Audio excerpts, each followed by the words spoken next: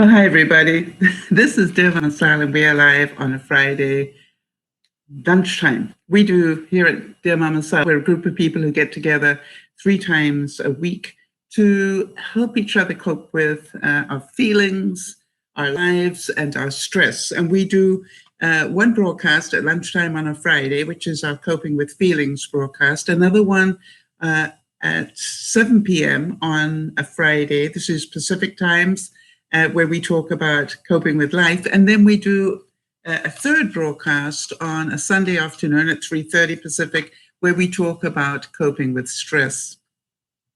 So a very warm welcome to you all. Hi, Jeannie and Jody, just while I see you there. And please feel free, if you're watching in the background, we welcome people to do that. We're always happy to have people listen to what it is we're talking about. And my great thanks are to all the viewers who pop in and become part of the chat to help each other and those that we may never meet. What we found out is that when we talk about our stuff, what is going on for us, it helps other people. And that is the most generous gift, I think, that anybody can give another person. So that said, I had a feeling of frustration when I suddenly realized that I was late. Do any of you relate to that? And the choice was that I could get really bent out of shape or just go, you know, it is what it is. I am just going to do the best I can. And if I'm a couple of minutes late, so be it. It wasn't that I wasn't prepared. It was, I'm not quite sure what took the time, but something did. And yes, analyzing it is not going to help at this point. So my apologies for being a couple of minutes late today. We get together in the hope that we can encourage each other to just live life day by day, you know, not to be too stressed out about any given thing that's going on. And I think that's really important. While I get ready to start the main part of the broadcast, I just wanted to give a very happy birthday wish to Becca, whose birthday was yesterday. Excuse me, I've got allergies going on. And to hope that she has a wonderful birthday and 30th year, a milestone birthday. And if for anybody who can remember back or is waiting for the milestone of 30, I can remember it quite well. We're going to be talking a little bit today about our feelings of all sorts of feelings. You know, every week we talk about the different feelings that we have. And one of the things that I find is that when I get to talk about them, be it my feelings of joy or excitement or surprise or sadness or anger or disgust or contempt and feelings of fear, when I get to talk about those things, I find that it helps me realize that life just is what it is. And I'm amazed how every week I still have more things to discuss. Isn't that amazing? So we're going to be talking, doing some quotes in the meantime, whilst we're talking about these things, about the feelings of abundance. Because I think we are now in chapter 1, being January of our book of the year, and we are on page 29 already. That's amazing, isn't it? And so we're nearly closing chapter 1. And I don't know about the rest of you, but I had a feeling of, where did that month go? Did anybody else feel like that this month? It's just like, wow, that seemed to have come and gone rather quickly in my life. I wanted to give you a story about something that happened in my life this week and let you react to it, feel the feelings of good, bad, and the ugly, and so that we can discuss it and see also what my reaction was to all of this. As some of you will remember that last week I had a story about them finding a problem about the exhaust of my fireplace in my home. For those of you who don't know, I'm displaced at the moment. I'm in rented accommodation because my house unfortunately caught fire in September. I'm one of 2 viewers that have whom I'm aware that had a fire, Jeannie being our other one. But my fire happened in September, and I'm in the process of hopefully, I've been displaced since September. So I'm getting to the stage where I could really do with my house back. I'm certain that some of you can probably feel that. Can you imagine? It's like I've been away from home too long now. It's time for me to go back, but I can't go back until it's ready. However, they did find last week that there was an issue where the exit vent, if you like, from my fireplace, for some reason, when it had been put in, they hadn't connected one of the pipes that was meant to connect. And so the gases, the burn-off gases, were actually accumulating in my fireplace rather than going out through the vent, which could have killed me. So I was very pleased, feeling very grateful that they did check that out. I had a feeling there was a problem, and I asked them to check the fireplace out, and I'm so glad that I went with my gut on that. Even though they said, it's not our job, it wasn't part of the fire, and I said, no, I know you're going to have an HVAC guy come in, and therefore when he comes in, I'd like that checked, please. And it turned out that they actually saw it when they took the roof off. So interesting stuff. However, they replaced everything that needed to get replaced. And I was wondering how to pay for it. Because as you know, all these little things that they're finding are on me to pay for, these things that are not part of the fire. And so I was wondering how to pay for it. And as you know, I'm retired and on a limited budget. And in desperate need of coffee. And so it was just like, I wonder what I can do. And then there's part of me that went, okay, it is what it is, and I need to get it done, because I don't want to die. And so that was okay. Then I had an idea to give my insurance people the information about the guys that did, for those of you who remember a year ago when I moved, I did a big inspection on my house. It took 6 hours to do. And I said to the insurance people, you know more about what that situation was than I do. And therefore, do you think it is worth the time or the effort to contact the guys who did the inspection? Does that make sense to everybody? In other words, there was a big inspection done of my house, and they didn't pick up that there was a problem with that, even though they had the fireplace on, which was the interesting thing. Now, I found it I thought, okay, fine. But I personally think the answer is going to be no, because the problem was encased behind drywall. Nobody could see that necessarily. And so, but I thought, I'm going to check it out and see what they say.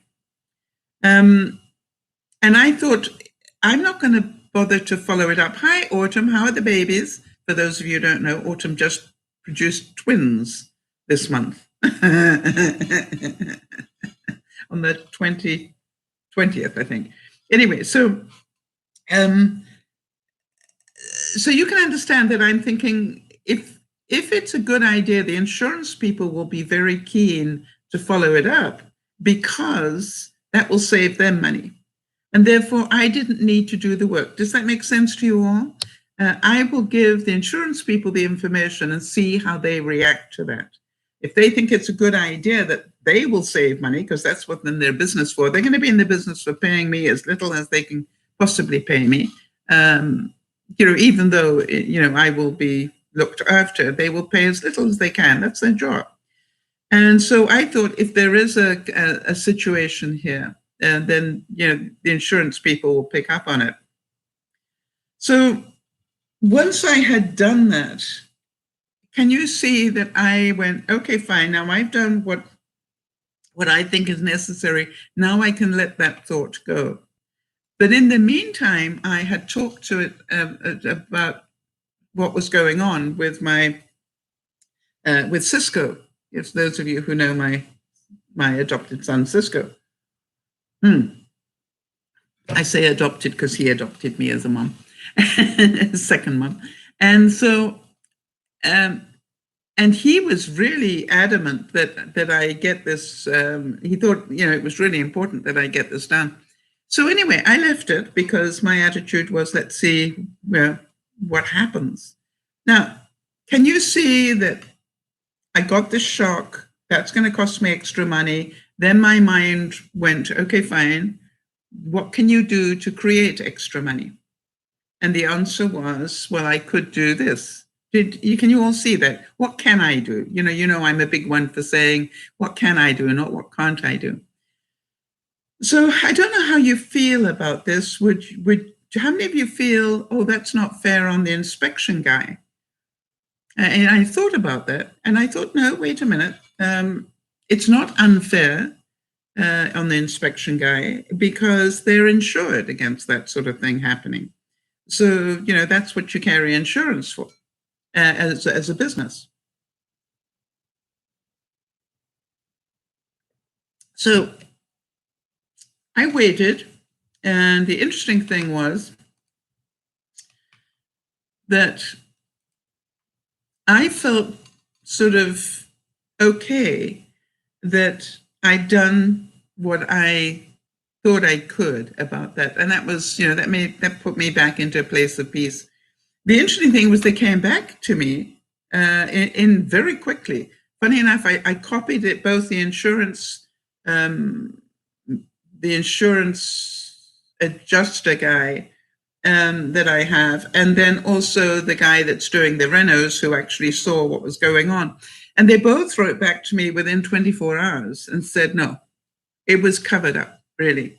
There's no way that guy could have known. And so therefore, we don't think that you should take it to the insurance. Now, can you see that by following my gut and taking it to the insurance people first, they're the people that are most keen not to have to pay extra stuff. But, they both felt that was not something that I should take to the insurance, to the initial inspector. But I felt good that I had taken it to that extent.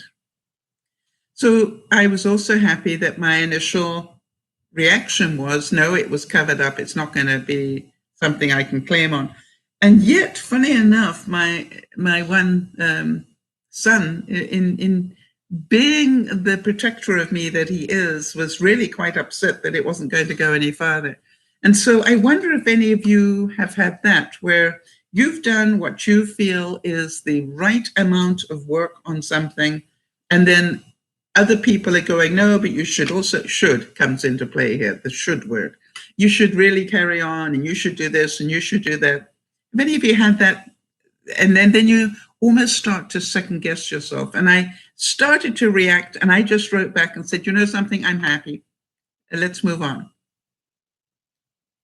And I found that works really well. I'm happy. Let's move on. Now he can carry on, his judgment that I didn't take it far enough or fight hard enough or do whatever. That's fine. That's his stuff. It's not my stuff. Can you see that? It's a different thing. I don't need to be involved in that. I know that I am happy that I did what I thought I could. I got professional input from the insurance people, and therefore I'm going to just do what it did. Now, again, will it cost me extra money? Maybe, yeah, probably will. But I haven't heard how much yet. So I have no reason to panic right now. Oh, so did that bring up any feelings for anybody hearing that story? I know some of you are very protective of me, so I just wondered how you feel, and can you see the process and why I took the steps that I did, and then I could let go. It's done now. And I don't need to second guess myself. I just need to say I've done what I feel happy with. And then everybody else's judgment is their stuff. It's not mine. I just want to make sure that that's something that's clear. And then moving on, today, I wondered if anybody, oh, hello, Jeannie, good to see you.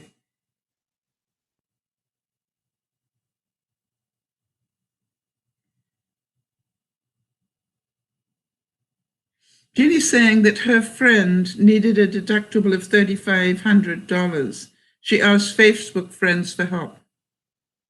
Okay, so you're saying that if necessary, that's something I could do. Is that the reason why you're saying that, Jeannie?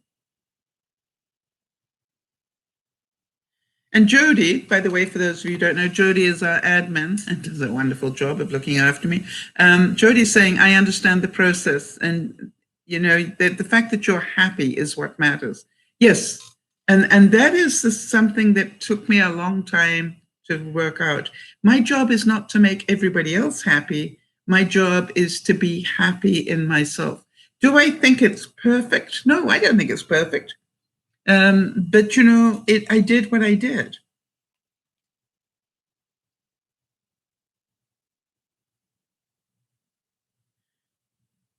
Oh, I'm sorry to hear that, Jeannie. Jeannie, do you want me to repeat that, or is that private? I don't want to make that public because it'll be on the replay, unless you say it's okay.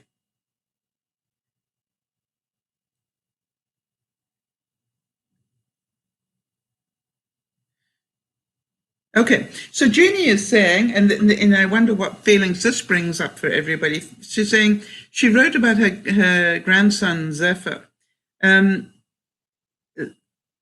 He's so very ill, and my daughter asked for help. That's the first I've heard that Zephyr is ill, Jeannie. So can you share what's wrong with him? Or anyway, and that's why she needed the help financially. I'm really sorry for you. That's very worrying for you, and obviously for your daughter, his mother. So, our thoughts and prayers go out.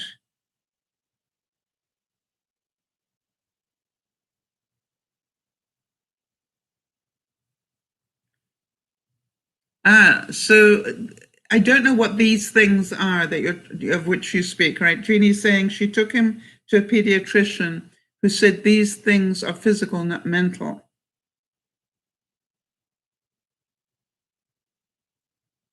And for 2 days, he went for tests at the neurology center at the Austin Hospital. Okay, so he's had all these tests done on the neuro side, but they're saying whatever it is that he's going through is actually physical, not neurological. Or is it that it is neurological? Oh, no. So Jeannie's saying that her grandson's been having hallucinations, difficult for me to say at this time of the day, extreme pain and not eating. Wow. That is really worrying for you. So what can we do to support you through this, Jeannie? But and so you're saying that those tests cost her $3,500?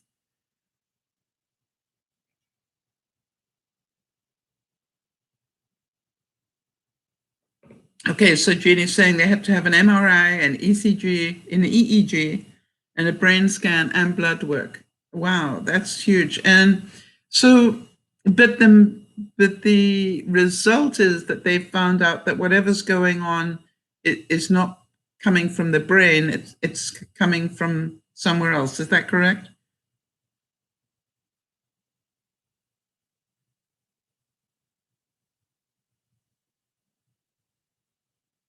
All right, so the 3,500 is her deductible. That's a very high deductible. Mind you, if you have a high deductible, then, obviously your payments are less, but this is when it sort of comes to bite you, doesn't it?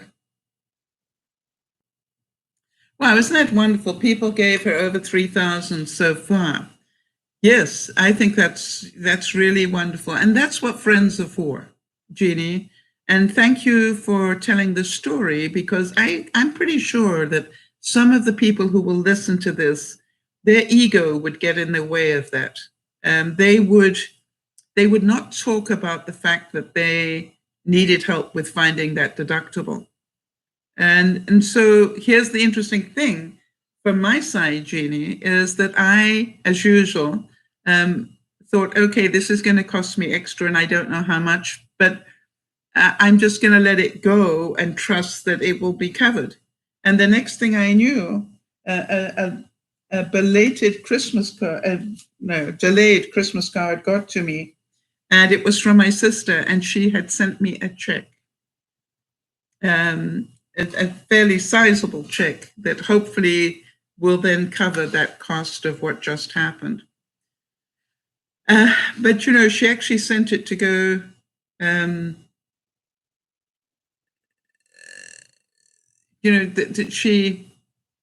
she sent it to me to go towards cost of the roof problem that I had. So I thought that was really kind of her. Okay, and so Jeannie's saying that she sent me a link to my email account. Okay, so what I will do then, Jeannie, is I will put up a note, and Jody, if you can just remind me, I will just put a note that your daughter is looking for that help, and then it's up to the viewers whether or not they want to participate in that. Fair enough, Jeannie? But because they don't know her, they know you, but they don't know her, and so to me, I have to be careful about how far we extend those asks, if you like. But I'm delighted that she's managed to get that far. I found out that I don't get to have my vaccine until, when is it? April.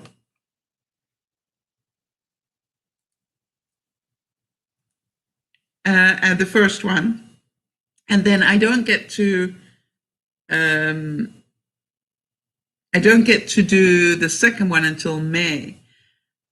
Oh, interesting. Jeannie's saying, I tried to give her positive feedback. Great. I'm not asking for funds. Okay, then thank you. So here's the thing. I would have done it for you, but I wonder about the extension of that. You know what I mean? That's I always wonder about how far I should carry that. So talking about vaccines, I heard that the new vaccine, AstraZeneca, I think, that one is only 85% effective. I wondered how you guys feel about that. Would you rather have an injection that 85% covers you rather than not have one at all? How do you feel about that?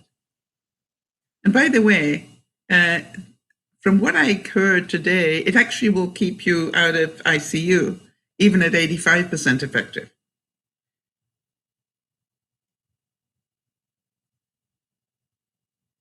So, it's an interesting one, isn't it? That it's like, if they offered you a vaccine and it wasn't one of the ones that you've already heard about, would you still want it? And I wanted to ask you about that. For me, I'm going, hey, anything you can give me to protect me, I'd appreciate that. 85% to me is better than 0% protection. Now, I say that because, as you know, I'm in an environment. I'm living in a block of apartments. I'm in an environment where I can't control my environment altogether. I do have to go out of the apartment. And when I do, I have to use public spaces. And when I do, not everybody is as diligent about protecting me as I am. And as I am about protecting them. I go out with 2 masks on. I don't want to push any things out, and I certainly don't want to get them. So yes, interesting. Jeannie's saying she'd take 85% as well. Yeah, I think, as far as I'm concerned, something is better than nothing. Jody's also saying, I'd rather have it at 85%. I've been given that if your immune system is compromised, any vaccines for COVID may be less effective than for somebody with a normal immune system. Exactly. So I look at it and go, hey, so I just wanted to make sure that we talk about that, because I think it's important for people to understand that 85% could save your life. It could keep you out of ICU. It could, it could, there's nothing wrong with 85%. Now, I don't mind telling you that I had some joy this week. Did anybody have any joy this week? Well, I'm waiting to hear what your joys were. My joy this week was yesterday. Some of you know that I've been virtually walking. That's my exercise so that I can stay inside. And I've been virtually walking, and I decided yesterday that I would virtually walk the streets of Paris. And I walked halfway from Sacred Heart all the way. I'm on my way towards Notre Dame. And I will do the second half today because it's an hour-long walk. So I did the half an hour, got halfway there, and now I'm going to do the second half tonight. But I, again, was thinking, isn't that wonderful that you can choose, where do I want to walk? And I thought Paris would be nice. And it was obviously early in the morning because all the stores and everything were closed. But what amazed me was how many motorbikes there are in Paris. And I didn't know that, you're so used to seeing all the cars, but in Paris, because the streets are very narrow and so forth, most of the streets have got motorbikes lined up, not cars. And when I say lined up, they're parked because obviously this walk was done early in the morning. And so I thought, well, I'm so glad I did the walk because I didn't know that, and I do now. So I was happy about that. So anybody have any joy?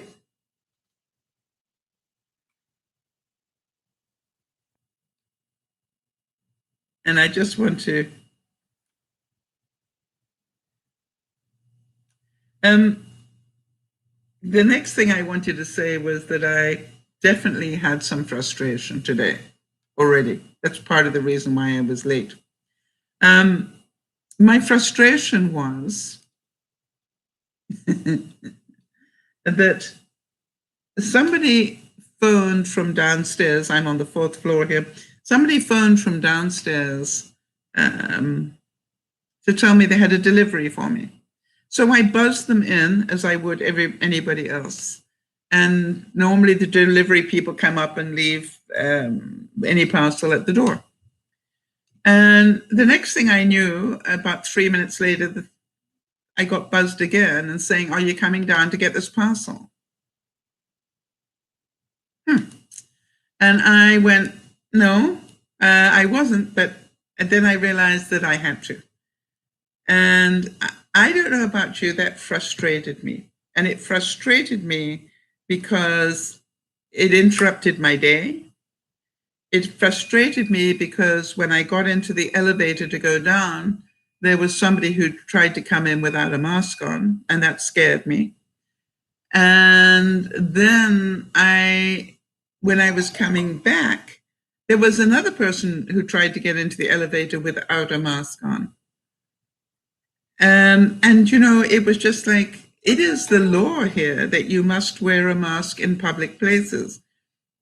So can you understand that my frustration went from, that's not fair, to I'm a little scared now. I need to go home, but I'm not going home yet. Jodie's saying about her joy. She said she's been practicing her pre-op diet and dropped 5 pounds in 5 days. Okay, Jodie, do you want to share the basics of it so that, for anybody else that might want to drop 5 pounds in 5 days? If you had to tell us the, shortened version of it, what would it be? Somebody who could do with dropping 5 pounds in 5 days is asking that question. By the way, I wanted to say, while I'm waiting for that to come back from Jodie, I found that I've started to do yoga type exercises when I go to bed. And I actually will lie in bed and I will take my legs and I will, if these are my feet, like this, I will actually curl my toes up to, towards my eyes, if you like, to stretch my calf muscles and everything, and then drop them back, and then do that and drop them back. I will then start pulling up my knees to my chest for a while on this side, and then do the other side, and then let them rest. Then I will bring both knees up and grab hold of them and pull them up to my chest to stretch my back. And then the other thing I do is I lie with the one hand beside me, but I actually will reach right over and stretch, all these muscles here for a while, and then do the same thing, but the other way, to stretch those muscles as well. And I tell you, it works. And then the other thing I found is working really well. We have a tendency when we spend so much time on computers to hunch, right? Because we're always blah, blah, blah, blah, typing away like this, but we're hunched. So what I do is when I go to bed at night, one of the exercises I do is I take my one hand and I'll put it under my butt. And then I will stretch this hand out. Now, what that forces me to do is to stretch the whole of my rib cage out. And so I will be on my side and do that. And you got to try that, because you'll be amazed at the stretch that you can feel. And it's rather like you can do it right now if you're sitting down. It's just stretch your arms right back and see just how far you can stretch your rib cage. And the idea is, can you get your shoulder blades almost to touch, right? And you can probably feel that in a big way. Hi, Nada, good to see you. So, look at that, right? It's really important to really stretch that. Jody is saying, by the way, it's 2 protein shakes during the day, and dinner is a 3 ounce of lean protein and 1 cup of non-starchy vegetables and lots of water. And that's all you eat. 2 protein shakes, and then 3 ounces, not 4 ounces, 3 ounces of lean protein and 1 cup of non-starchy vegetables. Okay, so, no sweet potatoes, no yams. Wow. That's not a lot of food, but how are you doing? Mind you, you're capable of fasting for 24 hours. So, but that's amazing that you could do that. And in terms of the protein shakes, did you buy protein powder and make your own, or how are you doing that?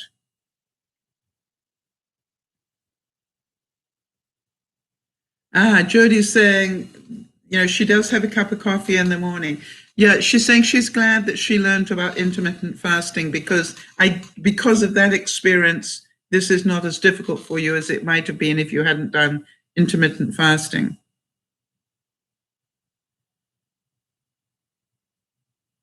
Hi, Sandy. Good to see you. Yeah, I'm glad you're listening, honey. All right, so you've got Premier protein shakes and also protein powder. Okay, so that's a really good thing to make your own protein shakes. I, as well, Jody, wondered about the wisdom of actually going liquid for all the day until you have your main meal. And then to be careful, obviously, how much you put in your main meal. And that's what I'm beginning to look at, is instead of having some of the usual things. I do like to start my day, I must admit, with 1 slice of multigrain sourdough. I really love that. But then from that point onwards, I don't do anything other than liquids, be that coffee or water or whatever. I make a protein drink now, Jody, with a little thing of almond milk and half a banana. So that I have been having, and I'm just going to see what it does. I think, as we know, these little changes can make a big difference.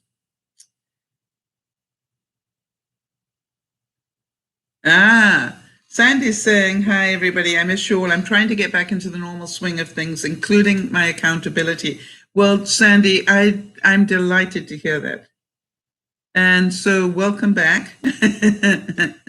And now that we know that's what you're trying to do, that means we can bug you, right? If we're not hearing from you. Would that be correct? All right, so Jody is saying, first of all, Nada said, what happens to your body if you have super low protein? Jody's saying you will lose muscle and your metabolism slows down if you too little protein, amongst other things. Yeah, it's very confusing. Do any of you feel confused? Because we get told, you should not eat protein. It's bad for your liver. And then the next thing you hear is, yes, you should. You should not eat butter because it's bad for your arteries. Well, then you hear, yes, but it's better than margarine. It's like you really get very confused as what you should and should not do. But Jody, we wish you lots of luck. And I know that of all the people I know, I have no doubt that you will manage this. Do you get a day off at all, or does this have to be 24/7? And you're practicing it even though you don't have to do it yet, right?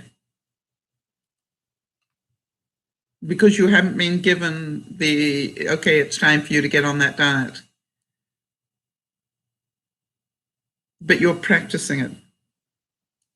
All right, and Sandy is making the point that moderation is the key, all right?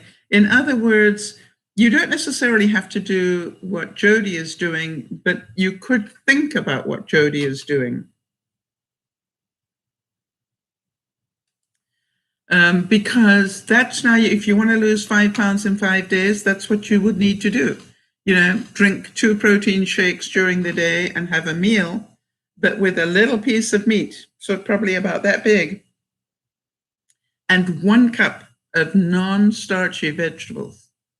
Wow. Sharon, good to see you at lunchtime. Sharon is saying, I use real butter. My thinking is it melts easily into my arteries. It should slide right through.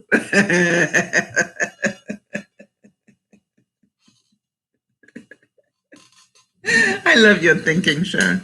Yeah. And the funny thing is that, to my mind, it's like, it's very difficult, isn't it? How many of you do still eat butter?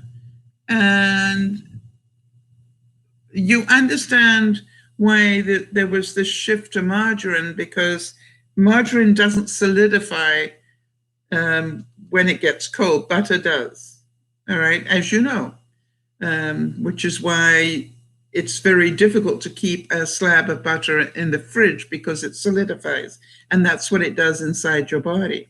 And so margarine, basically doesn't solidify, therefore, supposedly, it's not as bad for you. I'm not sure about that at all. Hi, Kimmy, good to see you as well. And by the way, Kimmy, you've been doing a really good job about being more accountable. I'm very, very proud of you for that. For those of you who don't know, we have a small fitness group, and it's not just exercise type fitness, it is mental fitness, anybody who's trying to be accountable for change. And I just wanted to say, Kimmy, that you've been doing a great job of keeping up with your accountability, and well done. All right, so Jeannie's saying, I eat butter, York eats margarine, except on Sundays when he can have butter. Okay, so who said that to him? Who said that you only can eat butter once a week? I must admit, the only time I cook with butter is when I make my crepes. I do line the pan with butter. Other than that, I use margarine. Okay, so Jeannie's doctor said that. All right, so that's good to know. Thank you for that source. Appreciate that. So it's difficult, isn't it? We've got so many different views about what we should and should not do. And it does get frustrating and, to my mind, confusing for people.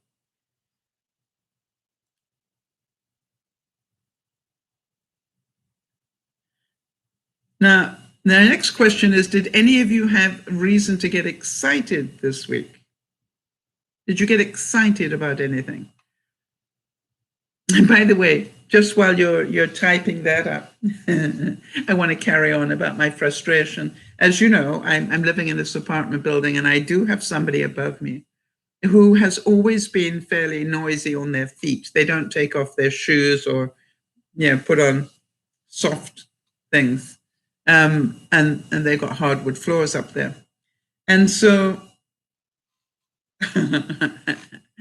yesterday I woke up with a bit of a migraine, which I'm still struggling with for some reason, but never mind.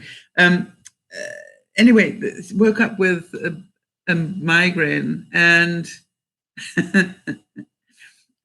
the person upstairs decided to construct something with a hammer. And it went on and on and on. And, I'm going, yeah, did they have to wait until the day that I had a migraine to do this one on me? And, be careful what you wish for, people. be very careful what you wish for. I just kept saying, I just want that hammering to stop. What I didn't say, and for it to be quiet again, because what happened is eventually after many hours, and it was many hours, the hammering stopped. And then the music started. They must have bought a new record type system, not record. What do you call it? I want to say Wi-Fi, but it's not Wi-Fi. Anyway, new music system. And that's what they were constructing, was the unit for it to go on. And when they finished building it, they turned on the music. I'm trying to work out which was worse, the bass from the music or the hammering. They were just like, I should have finished that. I want the hammering to stop and then for it to be quiet again. I forgot to add that. I just said I wanted the hammering to stop.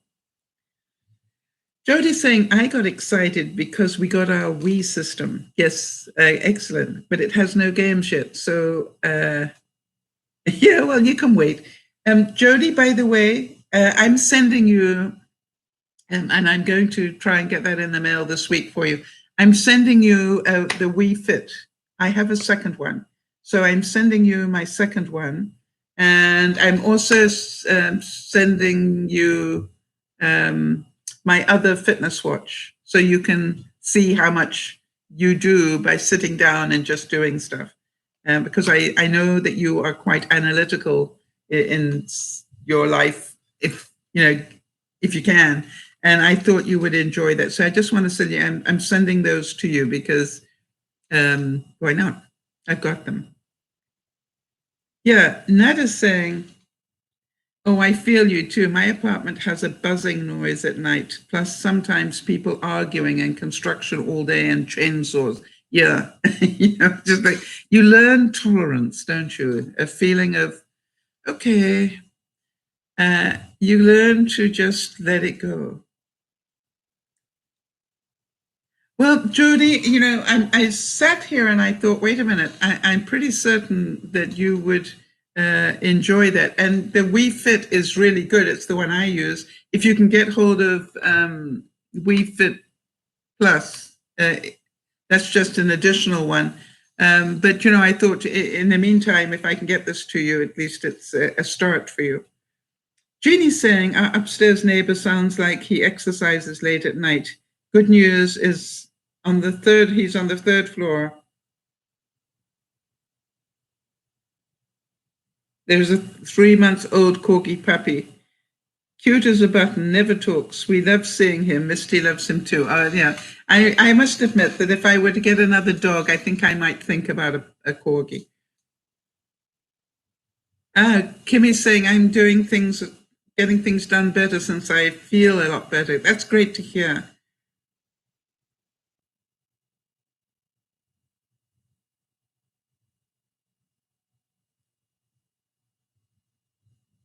And Nada's saying, I'm glad my place isn't about pets. Okay. Hello. Good to see you. Birthday card. Is it your birthday? Oh, but you're sad that you can't have a pet. Yes. I've got to get permission to have a pet at mine. Again, I'm not 100% sure, but if I definitely know that if I were to get another pet, I'd go for a small one because I'm only allowed a small one.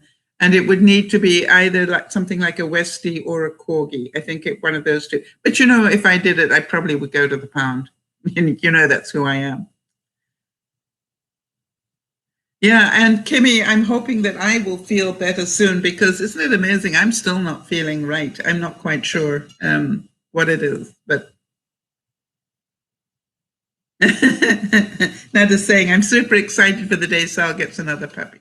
Yeah, but you know, there's part of me, it would require quite an expense to fence my present place in sufficiently to have a puppy.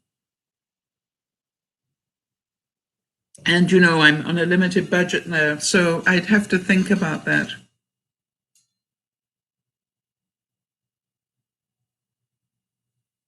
And Jeannie's saying Westies are very busy dogs, all right? And Archie the Corgi is quiet. Yeah, I reckon the Queen must be onto something that she has so many of them. Jodie's saying that her place allowed up to a 15-pound dog. Yes, I think ours allows for up to 18 inches at the shoulder or something, or less, maybe. But we'll see. But I know I need permission. But before I get permission, I'd also need to put up fencing. So that's, you know, I've got to think about that.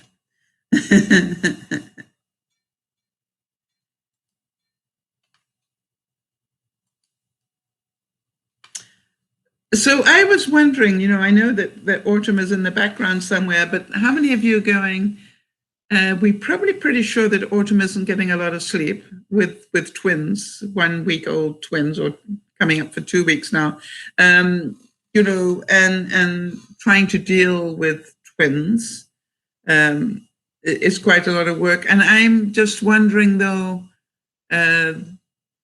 how does you cope, Autumn, if you get a chance? Let us know if you're coping better than you thought you would, or whether there are any feelings of overwhelm going on, and are you getting, you know, help in any way? All right, and so Kimmy's saying, I feel bad right now, and I feel, oh, I feel bad, and right now I feel better, still having headaches and hard to breathe. Yes. It's funny because I've been having, you know, the headache thing, and I noticed that at night, if I really let out my breath, you know, I had a slight wheeze to me, but it seems to not have got any worse. Jeannie's saying where she is, here there are many dogs of all sizes. And that's great to hear. Well, that's wonderful. So I keep thinking back to Autumn and the twins. Just the overwhelm that there must be, and I'm hoping that she has got the help that she deserves with that in her life. Because I don't know why I keep thinking about her, but you know, going, yeah, I wonder how Autumn's doing right now. Lack of Sandy is saying congrats to Autumn. I remember those days, lack of sleep and food. Yeah, and so again, that's a good point. You know, because you have that lack of time, that lack of sleep. I'm wondering how your nutrition is going, Autumn. Are you doing things like protein shakes and stuff if your, balance is not up to normal, obviously? And I'm sure you're tired. Sandy, I just wondered how the baking of bread is going. Oh, Kimmy's saying that she has pugs and they're full of energy. Oh, that's fun. If they're full of energy, you probably laugh a lot with them.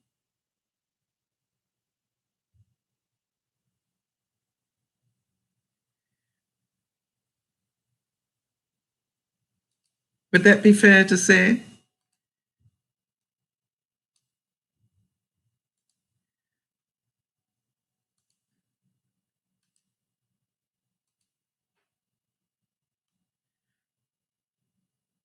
All right, while we're waiting for that answer. How about this one? Steve Maraboli, who I quote often, said, plant seeds of happiness, hope, success, and love. It will all come back to you in abundance. This is the law of nature. And, what is that expression? Smile and the world smiles with you, cry and you cry alone. That's not about lying. That's about be aware that don't hang on to your sadness, right? Because other people don't want to be sucked into that.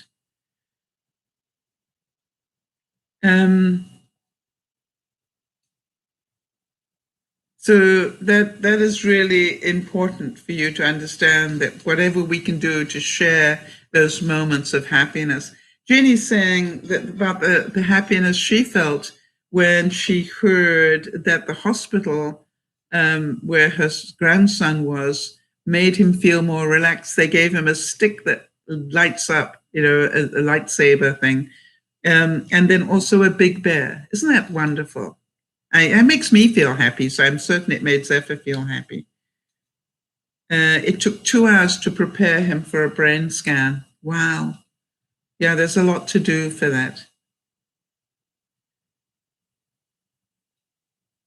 Oh, Kimmy's saying, all of us share the pugs, my daughter, my husband, and I. Yes, that's wonderful. So your daughter doesn't live with you, though, right? Or does she? I know you've got one that doesn't.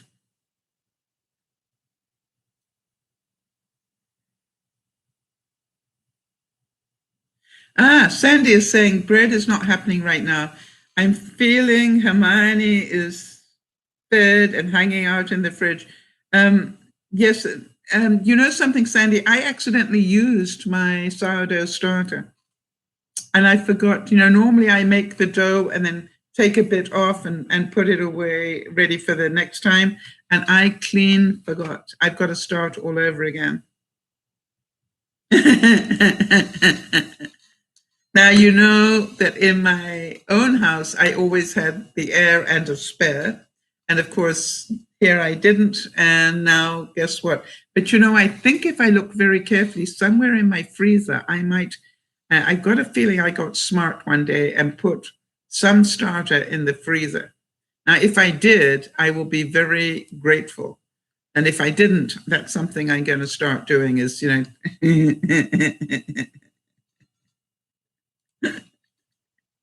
Now, for those of you who don't know what a starter is, when you make sourdough, you actually have to feed it every day. And then what happens is, it gets that sourdough taste to it. And, it's something you nurture every single day, or at least every other day. And it really is funny because, I nurtured mine for over a year and I accidentally used it all up. Yeah, right. I can do it again. I know how to do it. Or dehydrate some of it. Yes, that's the other thing that I'm going to do now is start, and again, I did dehydrate some and it's in the other house packed away. So I'll just start again, We can do this. We've done it before. I even saved it from the fire. You're right. If you remember, I saved all the computer equipment, lighting, chargers, cell phone, and the starter. Yeah. And then and then I thought about passport money. There were certain things that were pretty important to me, right?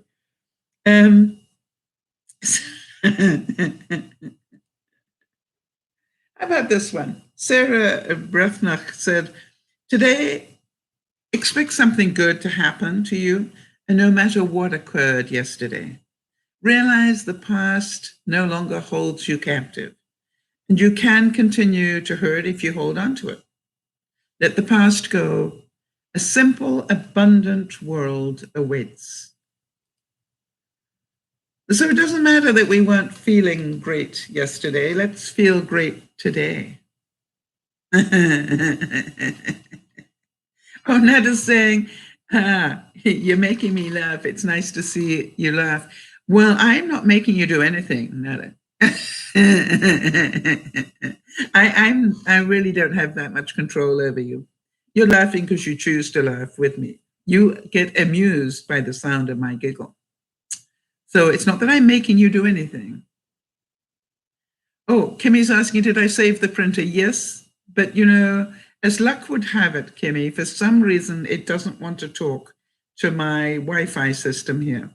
So I can't use it at the moment. But I've got it, but I can't use it. And, when I first arrived, I managed to get it to work. I could send something to my phone and then get my phone to communicate with the printer, and it would print. And that was good. For some reason, even that's not working now. So at the moment, I'm not printing anything.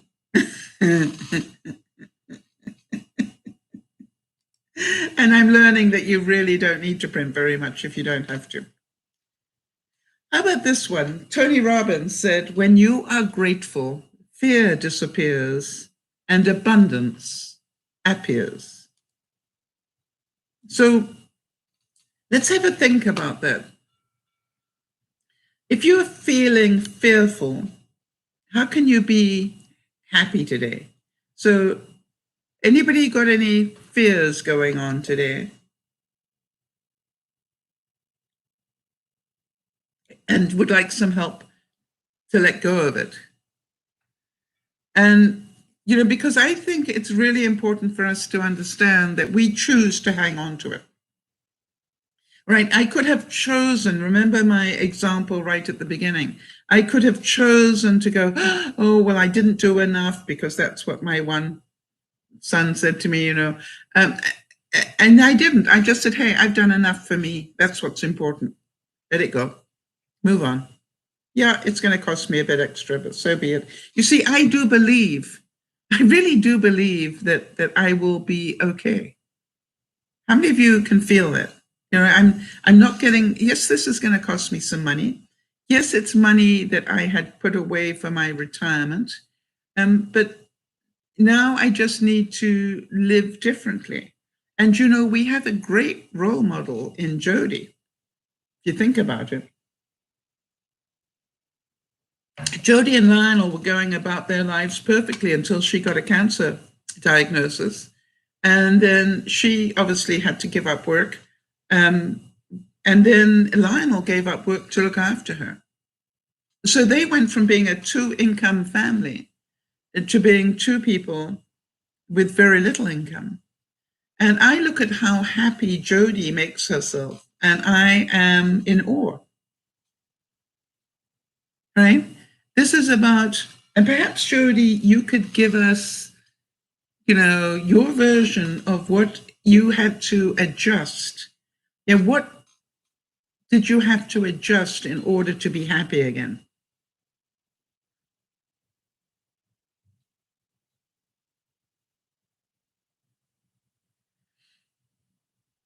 Yes, and Kim is saying, I believe it. You have to think positively. Yeah, you don't have to. You don't have to. That's a choice. All right? But when you do think positively, it's amazing how things change.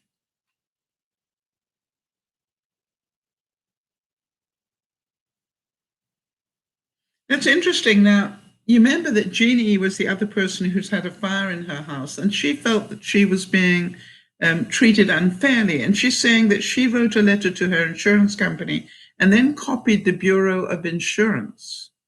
Interesting. And that bureau called her to help yesterday. Interesting, Jeannie. So do they agree with you that you are being treated unfairly?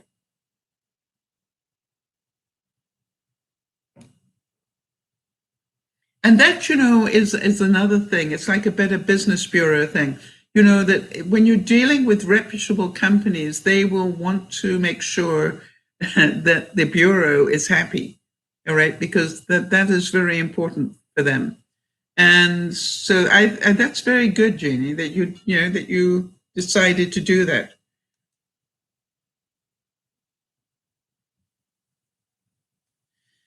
Matt Miller said, if you always attach positive emotions to the things you want and never attach negative emotions to the things you don't, then what you desire most will invariably come your way. And I go back chuckling, going, you remember when I lay in bed and said, I really need a new bathroom? I have no idea how to get that, but that's what I need. And then the house caught fire in the bathroom. And also that I lay in bed and said, I really could do with a new roof. And I've now got it because of the fire. And you go down the list. And I've always wondered, what was the electrical system like in that house? Well, after the fire, they had to rip out all the ceilings and check all the electrical system. And guess what? It's good now. It's all up to code. Jody is saying that when they had to cut their living expenses from what they had down to next to nothing, Jody said the biggest shift they made was it became about experiences, not stuff. By experiences, I mean interactions with others, like making them laugh and helping them see their worth. My most valued currency is a heart of service and kindness. Yes, and so what you did, Jody, was to put your value not on the things that you had, but on the deeds you could do. Now, I know, for example, Jody has been working this week about making more masks. And by the way, did you hear that they now recommend wearing 2 masks isn't a bad idea at all? In other words, if you have a surgical mask, it's okay to wear a cloth one over the top of it. And so Jody decided she's going to start making masks again. And, that would be fine for almost anybody else. But you have to understand that Jody has, really bad rheumatoid arthritis. And so, really, this is not easy for her. Jody, how long did it take you to cut out the template, did you say? But, it's like whenever I hear that she's doing something like that, I smile because I know how much pain she goes through. And she's got every excuse in the world not to do it. Like it's really, really painful for her to use that cutting action.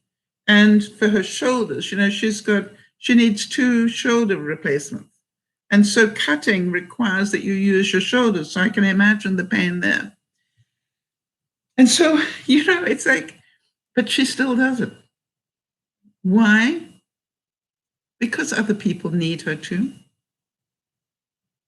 That's her gift. She can do it. Kimmy's asking how my home is looking at the time. I haven't been there this week. The roof is on, the new roof is on, and I can't tell you other than that because I don't know. I have been not well, as you probably all know, for a little while, and so I've tried to stay at home because I'm not sure what I've got, and I don't want to give it to anybody else. Jeannie, on the other hand, who also had the fire, she said her new home has all the outer walls up, the front door, the roof is up now, the builder is working on the bathroom in the basement. Next will be the plumbing. That's wonderful. All right, so Jody's saying that with her arthritis, it took her 30 minutes for one set of mask pieces. But she says, I don't care. 10 masks is better than no masks. You see, and that's the whole thing with Jody, all right? She does what she can rather than nothing at all. And I think that's really nice. And I wanted to let you know that I had a feeling of great joy that I actually started painting with upright. I'm not used to painting upright, but now that I've got the easel, I suppose you guys want to see what I was up to. Hang on a second. This is a work in progress, so don't see this as a finished piece. It's not. Hang on. Let me get it for you.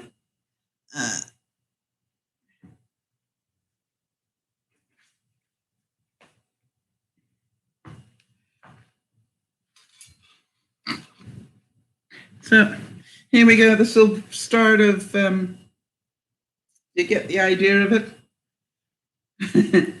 It's going to be, what did we call them? Jody, what was that funny name we came up with?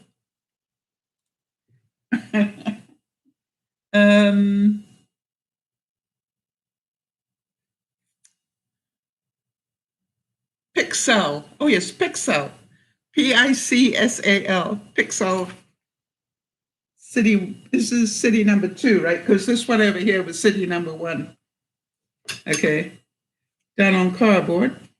And this one is going to be number 2, also done on. Yeah, I'm using Amazon boxes.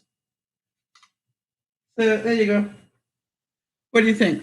It's got a lot of work to do.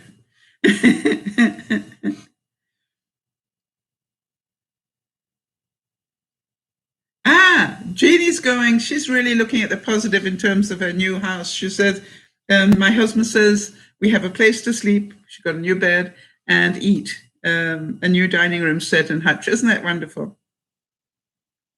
Oh, Sandy's saying, you like these colors? Yeah. Well, there's still lots of buildings to go up, and I'm still, redoing all of the skyline and everything. But, this is just the sort of, this was day 1, I just did the background colors, and then day 2, I started to rough in the buildings, and now I'm going to be putting in more buildings, and then, yeah. And you see, isn't it funny? It's just like, okay, and it's on a piece of, as you can see, recycle, Sal, recycle. Yeah, I find blues are very relaxing. Kimmy's saying, now this is a really important point that Kimmy's bringing up. Kimmy, I'm sure you're not alone. Listen to this. Kimmy says, I start drawings or other things, but then I get in a mood and I stop. How many of you have got a house full of unfinished projects? Thank you for mentioning that, Kim.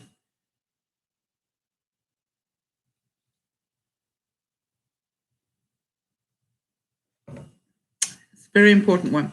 And Sandy's saying she's got a house full of blues. Well, as you know, I'm going to have a house full of grays. And so I thought I'm going to be, adding some bright color in there.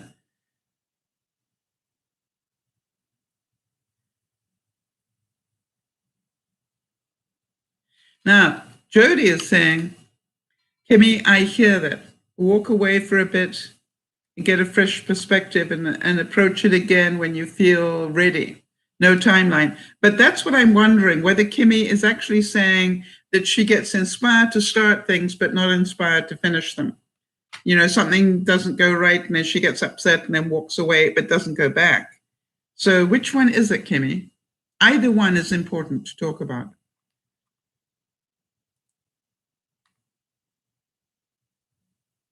Joshua Kai said, even the smallest shift in perspective can bring about the greatest healing. How many of you found out that that little shift of actually realizing that you can walk without leaving your home has made a big difference to you, or that you can have exercise without getting out off the couch if you're not able to?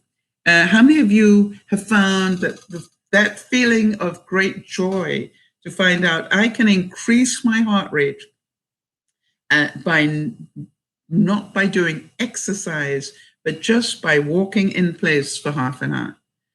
And I have noticed that I got away from my morning routine, which was to get up, have my coffee, do the exercise, then go shower. I got out of that routine, and I found that even so, before I go to bed, I go, well, you chose not to do the exercise this morning. You better do it now before you go to bed. So I can feel that shift. And unfortunately, when I did the exercise in the morning as part of my get up routine, I always felt great about it. And now it becomes, you haven't done what you're meant to do. You've got to do it before it becomes a punishment almost. So I'm going to go back to getting it into my daily routine next week early in the morning. Well, early in my morning, which is lunchtime.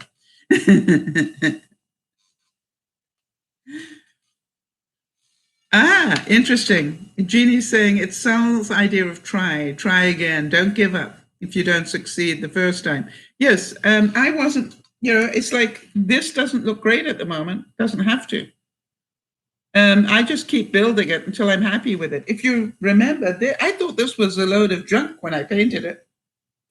And yet I'm amazed how many people love it to bits. You just never quite know. And the thing is, does it matter? I'm actually very happy with it now. I'm actually pricing how much it would cost me to frame it. I think it's about $50 to frame it. Can you believe it? Time to learn how to frame, people. Another new skill coming up. And, if it costs $50 to frame that one, how much will it cost to frame this one? So,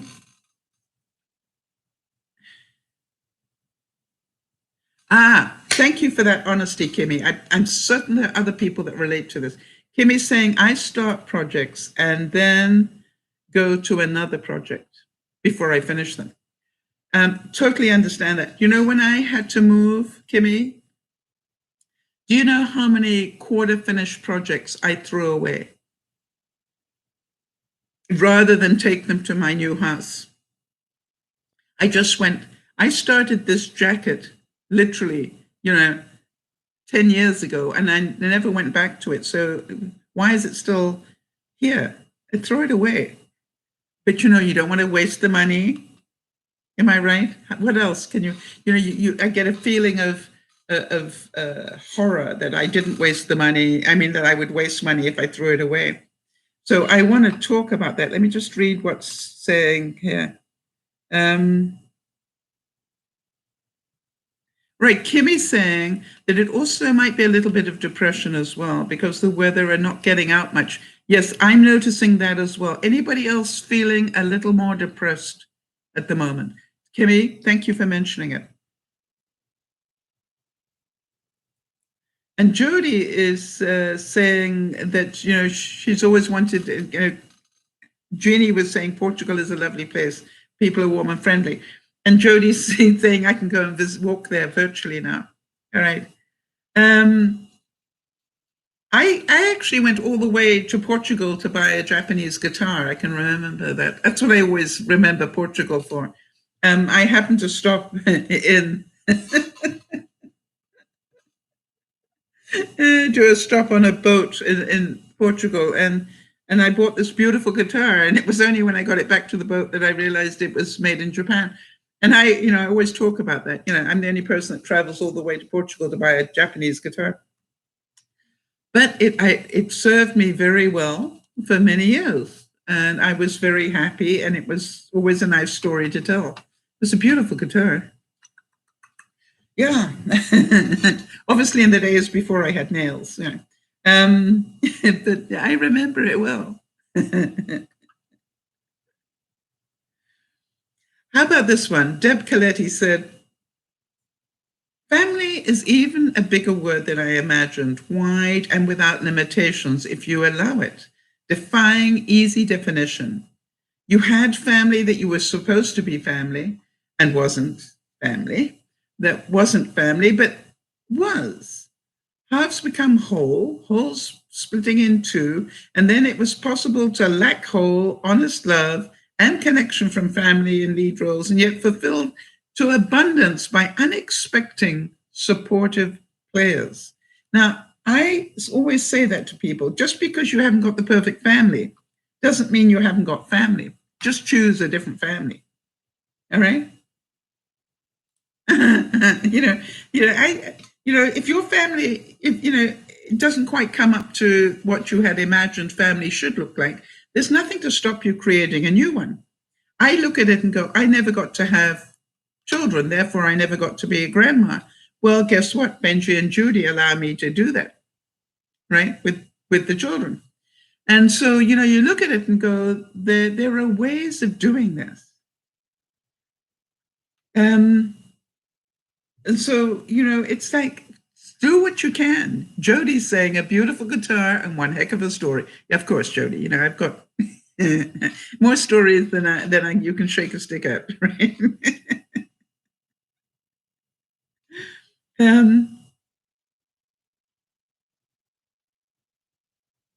Yeah, and Kimmy's saying that she's really looking forward to the weather improving. I think we all are. And Junie's asked for Dear Mama Sal family members to keep Zephyr in your prayers. I can certainly put out thoughts and prayers. Yeah, and something? And let's hope they find out what is wrong with him. I would say that I would like thoughts and prayers for him and also for the doctors that they find out what is wrong. Would that help for you, Jeannie? But it's the not knowing what is wrong that I think is the bigger issue, right?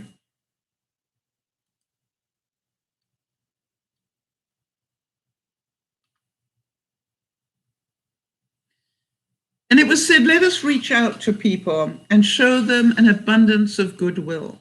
We must, however, learn to identify manipulations as well as uncover maneuvers in the dark. If we do not want to be tricked by lying eyes. So what it's really saying is, look for the abundance in the world, but keep your radar up for being manipulated. I think that there is a lot of manipulation going on at the moment, during the pandemic. And I don't know if any of you are experiencing that. I think they're going to be even more. And we need to be really careful about that.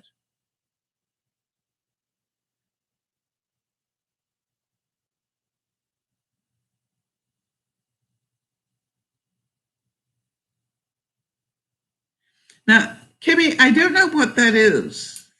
You're saying you want to go caching and random orting. Geocaching. I don't know what that is. So educate me. I'm sorry if I sound stupid on that, but I've never heard of that before.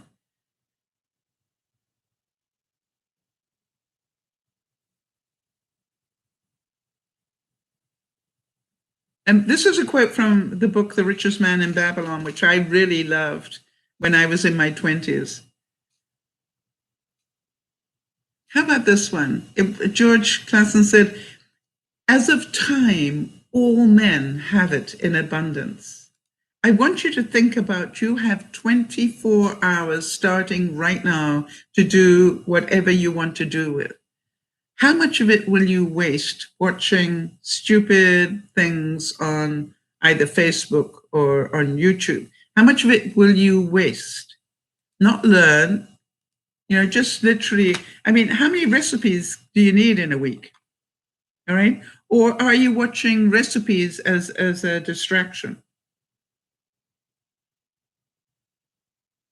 Okay, it's somebody saying that this geocaching is like a scavenger hunt idea. Okay, keep educating me. I've never heard of it. So tell me what else it is, because if I haven't heard of it, there are probably other viewers that haven't heard of it either.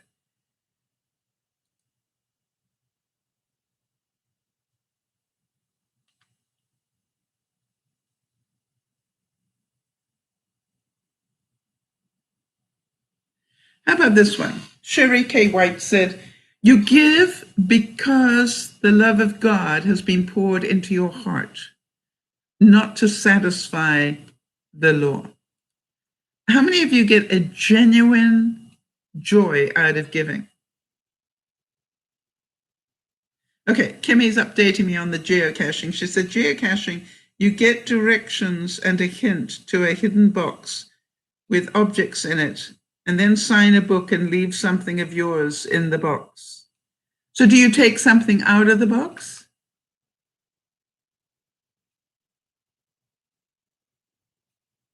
Sharon saying, my cousin and his wife love geocaching. They've been doing it for years. Jody saying, geocache is an outdoor recreational activity in which participants use a GPS receiver or mobile device and other navigational techniques to hide and seek containers called geocaches. Interesting. Yes, Jeannie's saying that her joy comes from cooking for others, all right? And so she has, one of the ways that she is keeping herself happy during the pandemic is still to cook for people that she knows. And Sharon says the same thing. So Kimmy's saying she doesn't take anything out of the box, she just puts something in. What sort of things do you put in? I'm fascinated with this. I've never heard of it.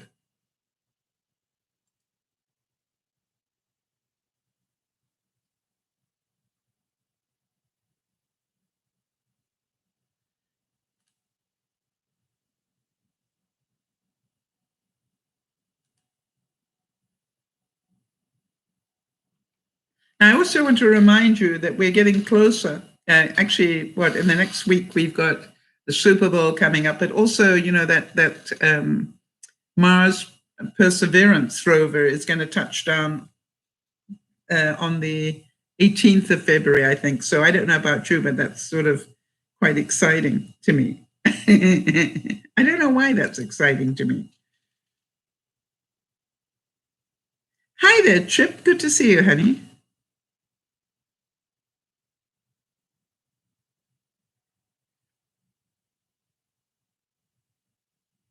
And Sharon says, guess how many bars of soap and mask I have sold? 0. I just give them away. Yeah. And Jeannie's saying, you know, she and Jody and Lionel love Tom Brady. Yes. So, you know, I hope you all enjoy it that he got to the Super Bowl yet again. It just goes to show how talented the man really is, right? That he changed teams and still made it back to the Super Bowl.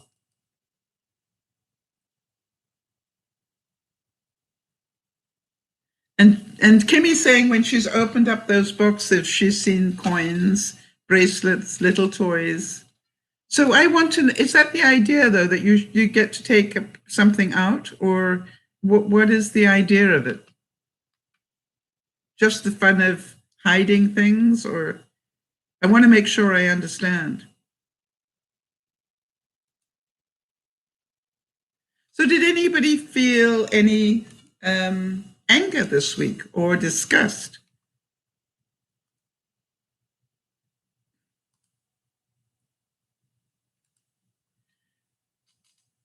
Because those are quite normal feelings to have. And I just wondered whether any of you felt it. So it was said that summoning gratitude is a sure way to get your life back on track. Opening your eyes to affirm gratitude grows the garden of your inner abundance. Just as standing close to a fire eventually warms your heart. And I want to say that Perhaps the greatest gift that I have is one of gratitude. Oh, no, hope. I think hope is a great gift, right? Don't you?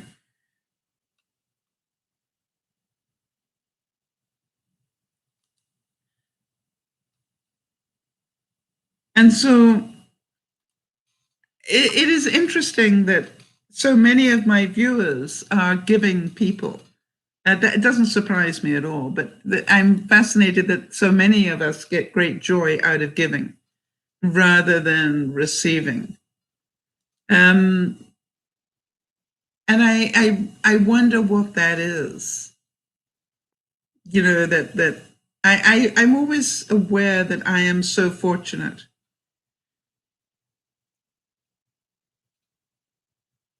Okay, so Jodi's giving us a definition of this randanokia,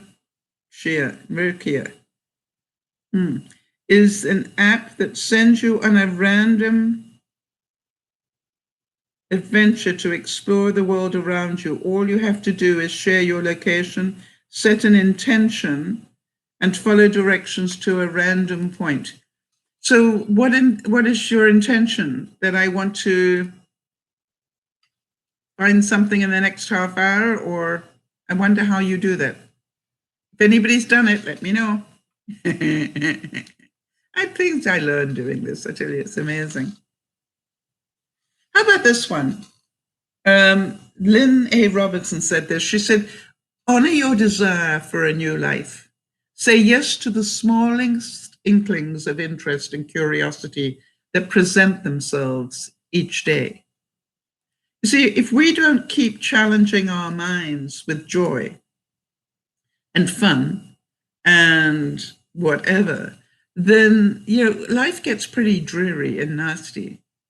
And I think you all know that I love to play with things. I don't see the things in my life as pass and fail. I go, that will be fun to play with. How many of you remember I unpacked that little bucket thing, collapsible bucket, with a little turbine that you put inside it? Now, I've always wondered whether they work, quite honestly, and I thought, I'm going to get one and find out if it works. And if any of you are interested, I will actually demonstrate it, because I found out some interesting things, obviously, in using it. But I use it every day. So it's just like, and it's amazing, little things that I just want to rinse out and then use again. And I have a sort of routine that I use it, I turn it on while I am in the bathroom in the morning. And what I do is during the day, anything that just needs a quick washing and rinse sort of thing, I just throw it in that bucket. And I haven't got to wait until I fill up the washing machine. All right, so Chip is saying, I've seen random Nautica video clips where people set an intention to see a ghost or another paranormal thing, all right? And sure enough, something spooky appears. Wow. And Kimmy's saying, some people say that when you go to random Nautica, you feel inspired. Okay, so that's definitely, Jodi, give me a note on that one so I can do more research into that. I would be very scared in some ways, I have to say. That's the feeling that comes up for me, because if you're telling people where your location is, that opens you up to maybe not nice people as well.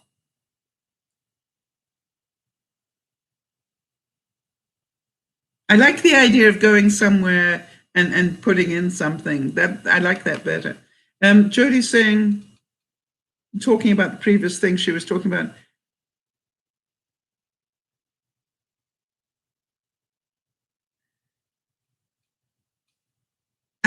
Okay. Jodi's done a bit more research, and she's saying you state your intention, and then you follow directions to a random point that the app will generate for you. And there, in theory, is you will find something relevant to your intention. Yes, and Kimmy's saying you have to be careful. I find that one not as safe somehow. just my stuff. I think if I'm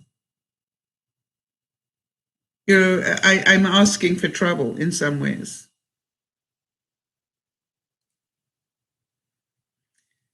All right, how about this one? T.F. Hodge said, making a dream into reality begins with what you have, not what you are waiting on. So do you understand that I could have waited to be able to save up enough money to buy a whole lot of canvases to play on? But I thought, no, why don't I just use my Amazon boxes? I've got a lot of them. And I have my own personal experience that painting on cardboard actually lasts 30 years. Why? I've got paintings that I did 30 years ago that are still in my house. And so for me, this is like really important that Jody is saying, hang on a second, Jody's saying, I'm setting up an intention to find a Maserati. No, Jody, rephrase that. How about to own a Maserati, not find one? And Jody, I would be more specific. An intention to own a full-size, real-life Maserati that works.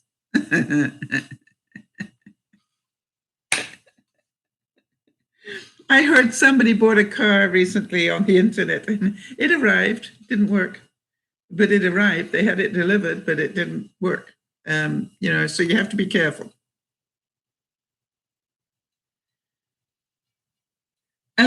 I thought this was nice. That again from Lynn A. Robinson, she said, I believe that God gives you hopes and dreams in a size that's too large, so you'll have something to grow into. Doesn't that sound great? I get a real feeling of peace about that when I read that.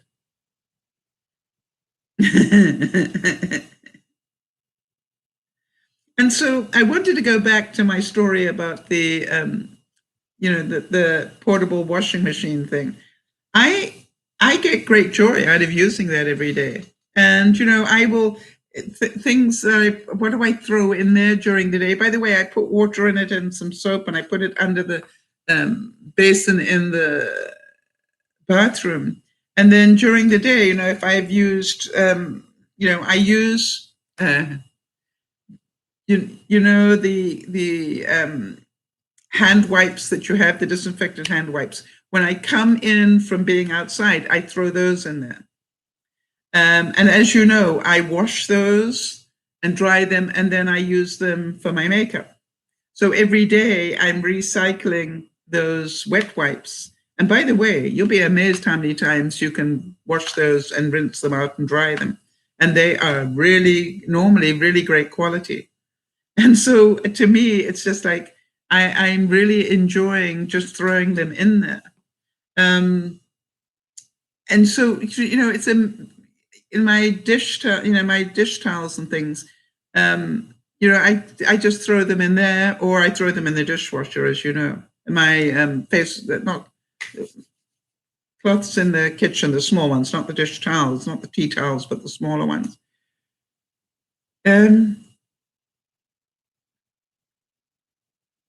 So,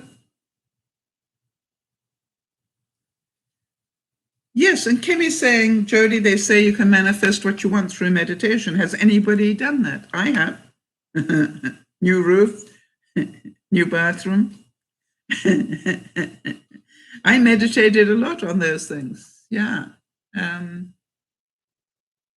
Didn't plan to do it with a fire, though. But I have always said to you that one of the things that I find so amazing is the law of attraction. Some of you know that I tell stories about the fact that when I used to drive downtown and need to find parking, I would always visualize a free parking spot where I needed to go before I got there. I would literally in my mind, see a car driving out to leave me a space so I could park really close to where I wanted to go. And then one day I had this quite important meeting, and when I did it, and it's always worked for me, and I did it, and I went around that block twice, and I could not find that space. And on the third time, I realized there was a space like this right outside the building, but there was a Coca-Cola truck in front of it. And I worded that badly. I want a free space outside that building that I can get into. And the next time I came around, the Coca-Cola truck had gone and I could get into it. It was just like, thank you.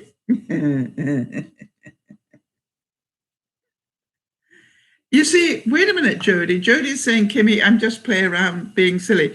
I don't play around with that sort of thing. Well, I think you do. I think praying is the same thing, isn't it?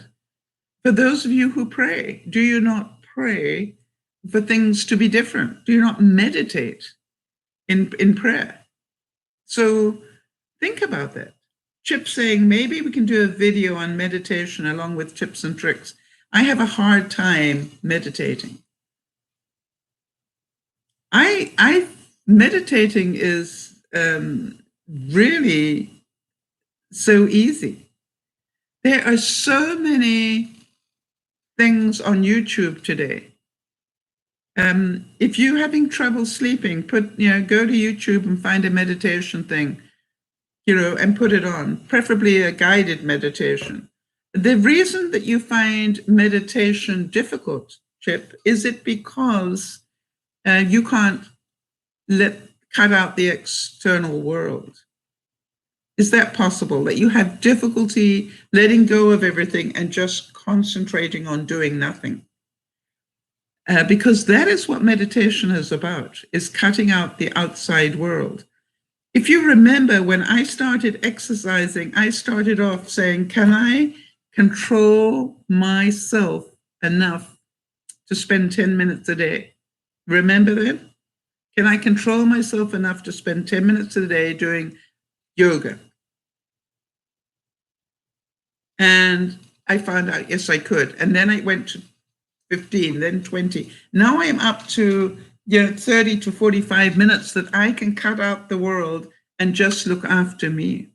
So I think what is really important for you to see, Chip, is it that you have difficulty meditating, or is it that you have difficulty focusing on not doing something?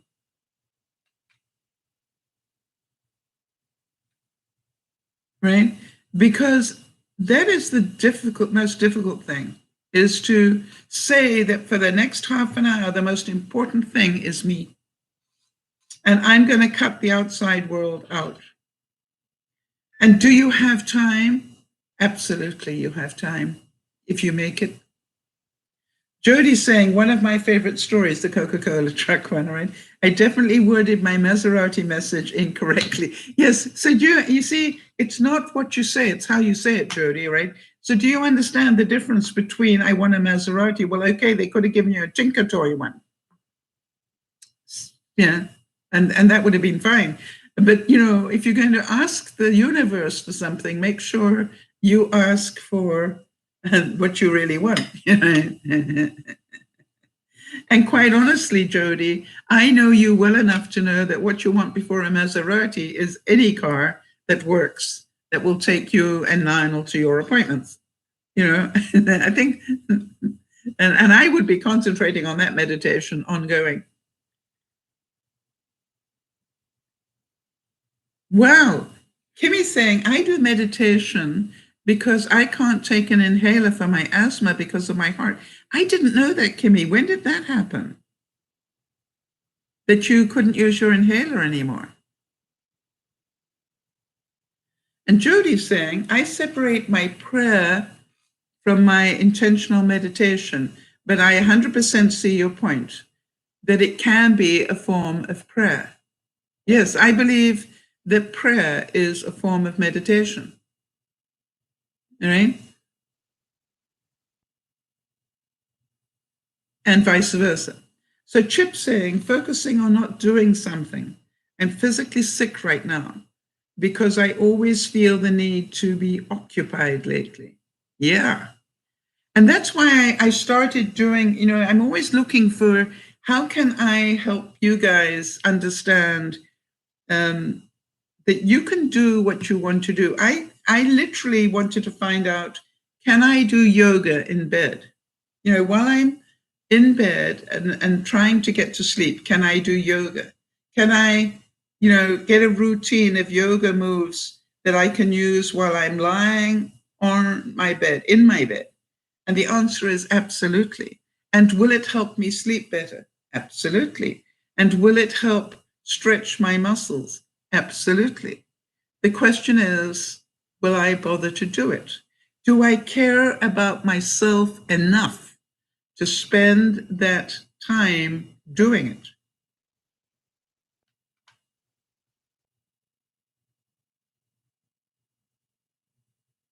Kimmy's saying that they took her off her inhaler because it made her heart spasm and beat fast. Yeah, it's interesting. Is it the steroids that do that? My sister found the same thing. She can't take anything with steroids. She also has some very strange reactions to it. So you see, I look at it and go, how many of you heard me say that you can literally go like this, or like this, or like this, and actually exercise your body, and laughed at me?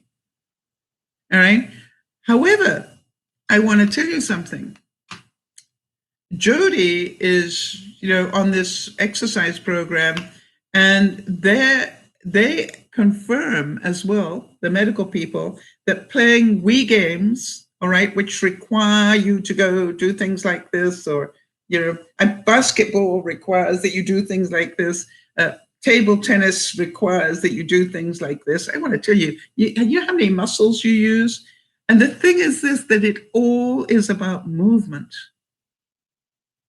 All right, so Kimmy's saying, I do boxing moves with my arms. Absolutely. You can do some boxing.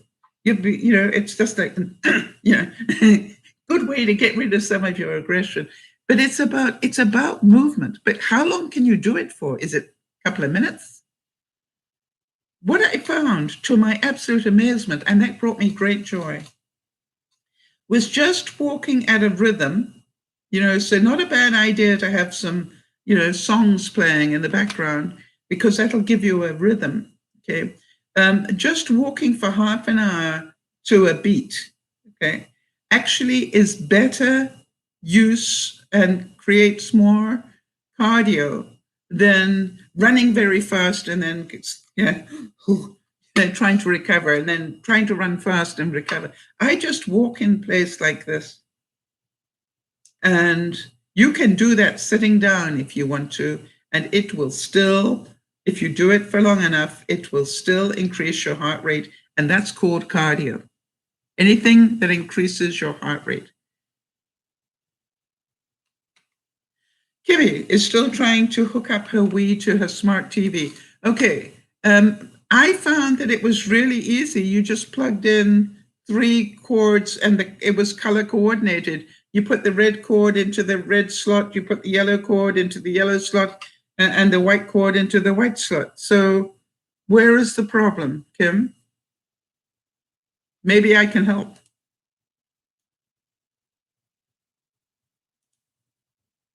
How about this? Choose joyful abundance in your heart to be unbounded, free, and relaxed. Be relentless with your choice and make your mark. And Roy Bennett said, gratitude builds a bridge to abundance. You see, even though I am, okay, Kimmy, that doesn't make sense to me. Yes, I don't know. So you don't know what's causing you the problem? Let me know, maybe I can help.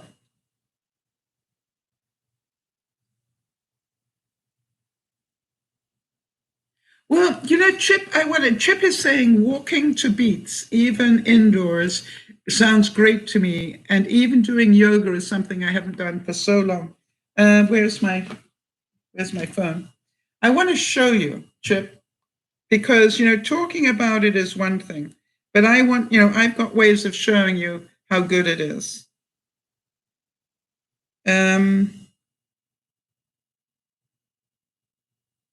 Because if I hadn't seen this, I wouldn't have believed it. Hang on a second.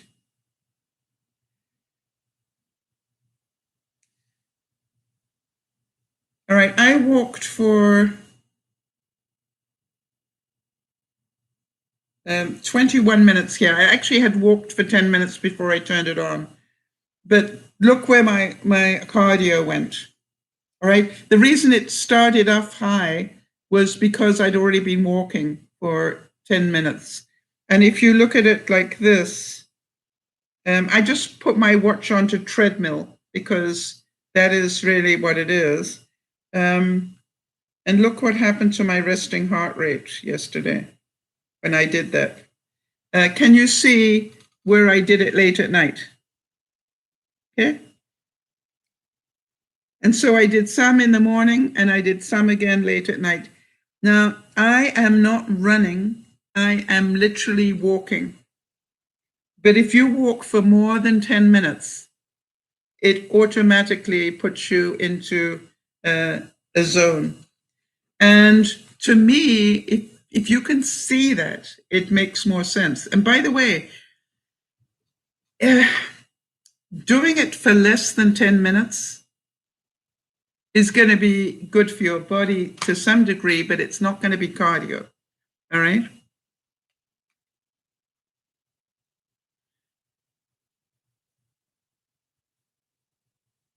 All right. So, Kimmy, if you can tell me what's not working, I probably can help you. So is it actually plugging in the leads that is a problem, or is it that you can't get the Wii to show up on your television set?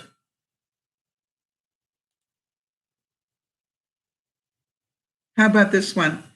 Antonio Monteo said, find gratitude in the little things and your well of gratitude will never run dry. How many of you give thanks every single day for things? You know, I walk around and, you know, really give thanks for the fact that I've got bits of cardboard and I've got enough imagination to use cardboard as canvases, because I would not be painting, you know, something like this on a canvas yet, because I'm trying to learn how to do it. On the other hand, when it's finished, you know me, I probably will find a frame and frame it. My difficulty is with this one is that's going to need a custom frame. This one I can cut to size. This one I can get a big dollar store frame and cut it to size.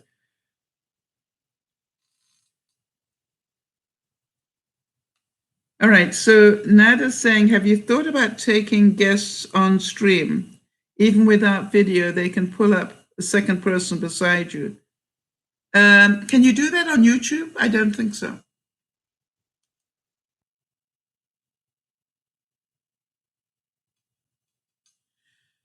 Kimmy, if you don't want to discuss it here, write to me and tell me where the problem is, because I've been through it.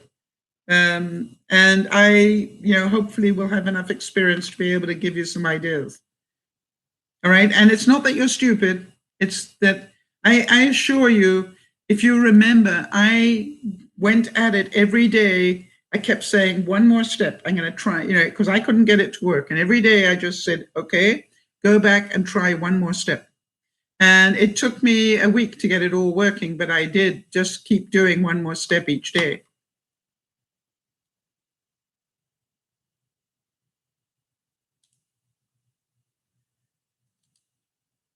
And so, Nada, the reason that you would like guests up, is that because, you know, we can absolutely do it on you know, another program, you know, another platform.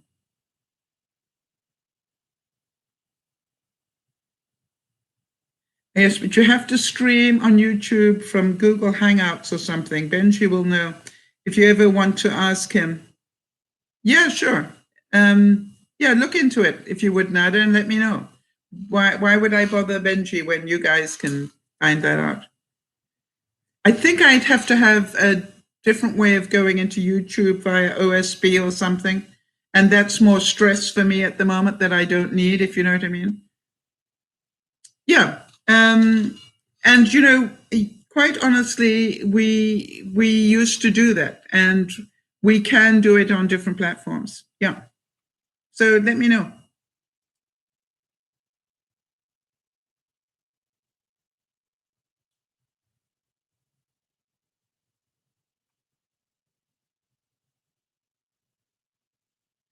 How about this one?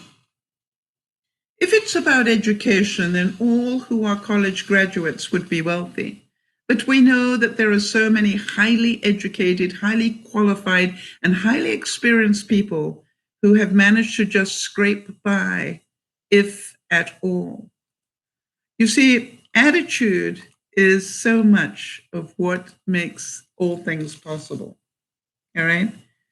I would like to remind you that, you know, Jody and Lionel had 2 good jobs and were earning good money, and they ended up with a situation beyond their control, which was Jody getting cancer. And they changed their life completely. But the interesting thing is, even though their income devastatingly changed, their joy for living hasn't. And I want to say that as we go through this time of the pandemic, and what we know is coming is, you know, going to be a lot of hardship for a lot of people. The greatest gift that you can give yourself is a feeling of being flexible. All right? Being flexible. Going, this isn't, you know, be prepared. Don't be scared. Be prepared that things are going to get a lot worse before they get better. And can you learn to do without things? Can you learn to be grateful to wake up in the morning and be alive?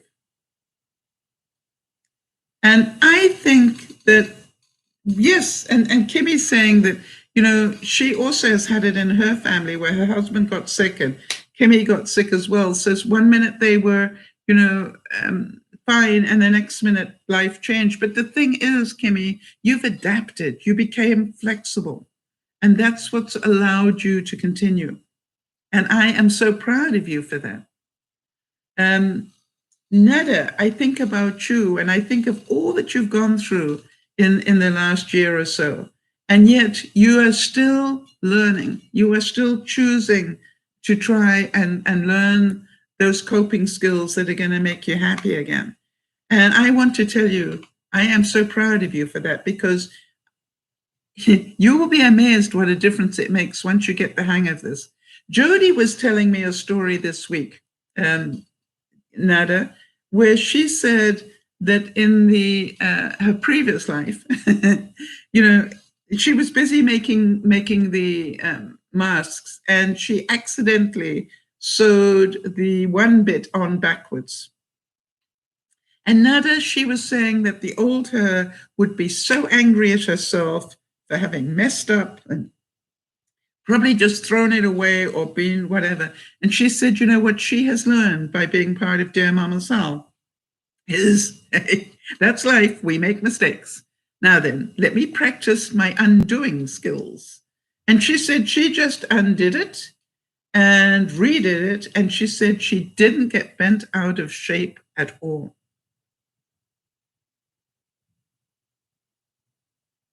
And Jody is saying, life can change in a heartbeat.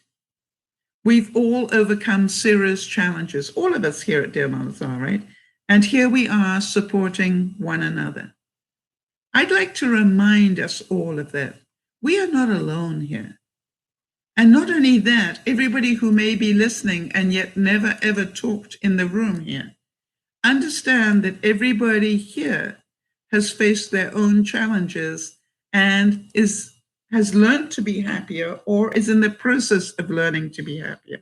And the biggest thing that you can do is to understand that your world is full of as much abundance as you can actually recognize. Jody's adding the humor. And by the way, having humor will bring you a lot of abundant joy. And Jody says, me and my seam ripper, a love story. That's like a title to a book. That's a great title to a book.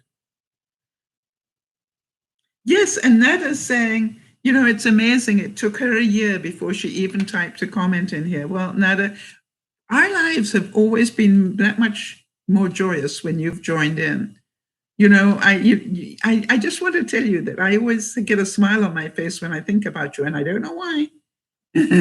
Which means you've probably got a mischievous part to you that I can feel, but I can't quite identify yet. But I do want to tell you, whenever I see your name, something happens internally for me. Why is that? Kimmy's saying, one of the biggest things that hit was my husband lost his insurance because he couldn't work at the time. And we have huge medical bill from different places, and they all want their money.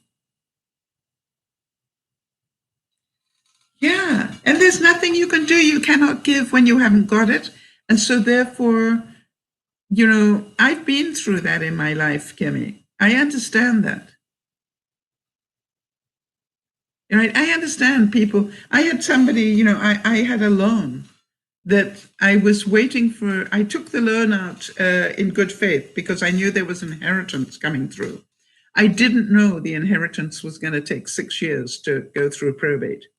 And so what happens is the guy that gave me the loan kept nagging on me to repay the loan. And I said, no, I have an unsecured loan. And I didn't anywhere, as far as I know, sign anything that says I need to repay it. I told you that the inheritance would pay for it. And I'm still waiting for that inheritance. And then I can remember, Kimmy, this guy kept saying, yes, but we want it repaid now. And I said, I want Brad Pitt, but I'm not going to get him. So here's the thing. I will pay you as much as I can. No more. I am not going to put myself into a medical state because of the money. I understand your job requires you to nag me every so many days, and that's fine. And I just want you to know I am doing my best, and I will pay you as and when I can, and it will get paid. And Nada's saying, oh, how I wish I could help people with health, with bills and health issues, etc. Yes, but you know something? If you really want to do that, then go visit, GoFundMe once a month and give somebody $10 or $5. If that gives you pleasure, all right? You can do it every month, Nada. I challenge you to do it once, right? If you can only afford $5, do it. Go find something, or maybe you give it, to Jeannie's, daughter for her grandson. You can do that if that gives you, or are you just saying that, Nada? Think about that. Are you just saying it, or do you mean it? Because if you mean it, it is possible to do today. There are so many things on GoFundMe that give you an opportunity to help somebody. And I carry in my, I'm not being funny here, I carry in my wallet always $100 gift certificate to a local grocery store, right? In case I find somebody that needs it.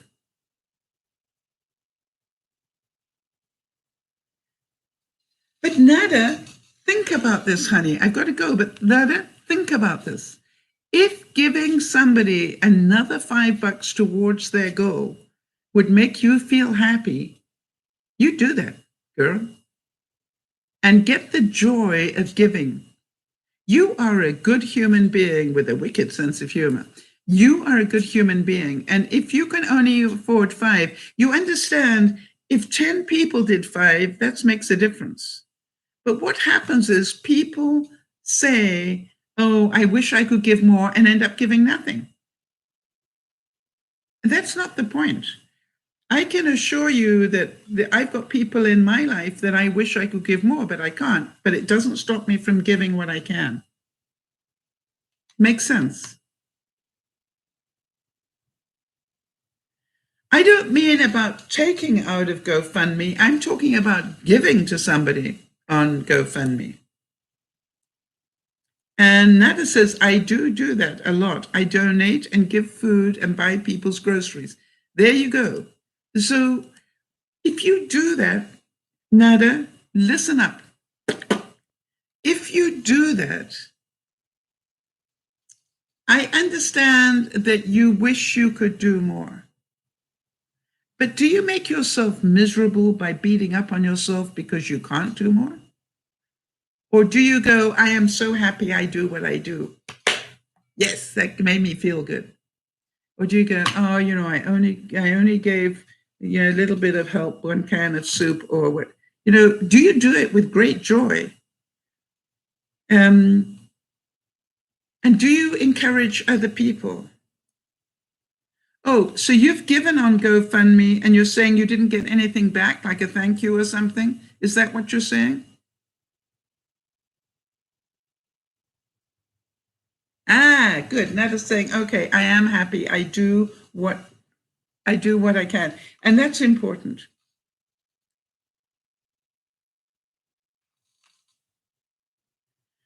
And what I want to say is, please be very careful. All right? If you do it because you want to give, not because you want the thank you. All right? There is a difference in that. I understand it would be good manners to thank you, but also understand that some people put these things up to try and swindle money out of people. So I would say go for the ones that you know, not the ones you don't know. All right, so Nada's saying, yes, I'm currently encouraging people I know who are buying lots of Amazon stuff. I tell them lots to donate to someone too. Yes, and I think that is, and also I have found that, the small things matter a lot to people. All right. And so I'm not surprised to hear that you're a giver, Nada. I'm just delighted you're starting to talk about it. So, all right. Kimmy's saying, no, I tried GoFundMe one time for my graduation, for my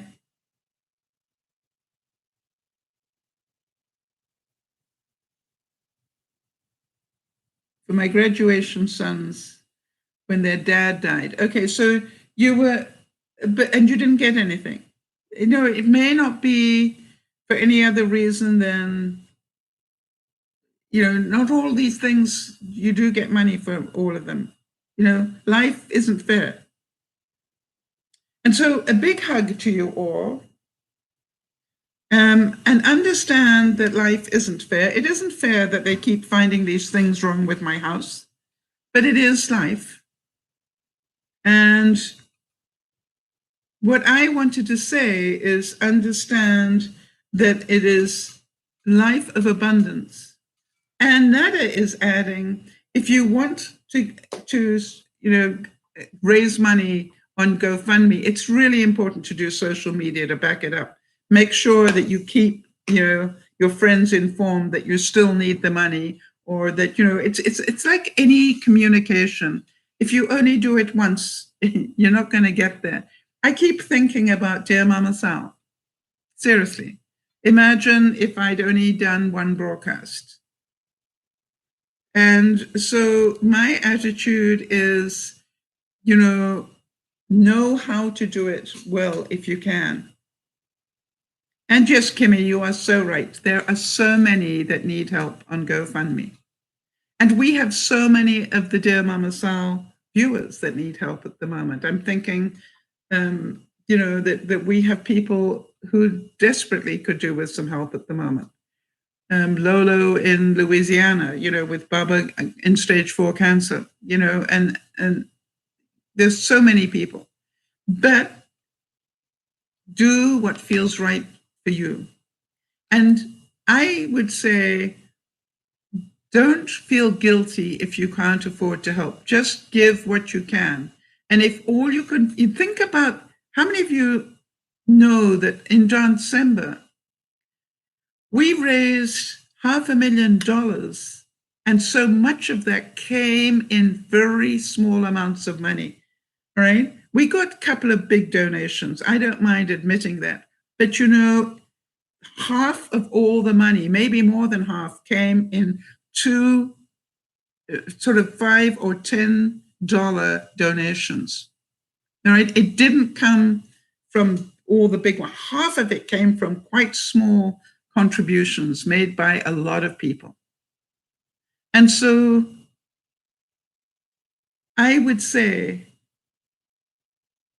that we are learning a great deal about how to, raise awareness on social media. And, Kimmy, it may be that you just, didn't know enough about how to raise the money, thought that maybe just going to GoFundMe would do it. No, you need to do a bit more than that. But you will know that for next time. And that is important. So all of you, I would say, consider abundance this week. Consider your feelings of abundance. All right, go around wherever you live. And even if you don't own it, be grateful you got a roof over your head. And even if you've got a noisy neighbor upstairs, be grateful that you have warmth when it is so cold outside, for those of you in the Northern Hemisphere. And for those of you who, don't have enough food, think about Jody's intentionally not eating food to be more healthy, right? And so there are ways of looking at things that make it really possible to be happy. And with that, I say thank you all for being here. Thank you for supporting one another. Thank you for telling your stories that open up other people's eyes. Love you dearly for that. This is Dear Mama Sal saying, look after one another. But first of all, please, please, please, remember to look after you. Bye-bye for now.